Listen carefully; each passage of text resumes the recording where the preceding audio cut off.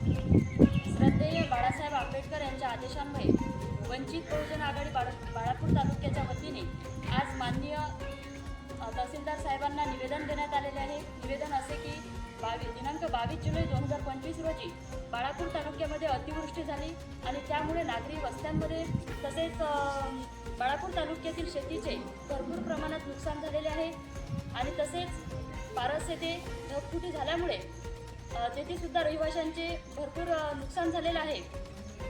तरी दिनांक 23 जुलैला जिल्ह्याचे पदाधिकारी तसेच तालुक्याचे पदाधिकारी यांनी दौरा केला असता त्या ठिकाणी नुकसान झालेल्या रहिवाशांच्या घराची पाहणी केली।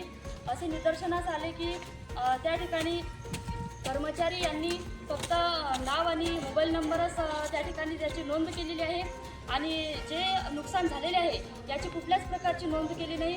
त्याकरिता आम्ही या ठिकाणी निवेदनातून एकच मागणी आहे की त्यांना तात्काळ शासकीय मदत देण्यात यावी, अन्यथा वंचित बहुजन आघाडी तीव्र आंदोलन करेल।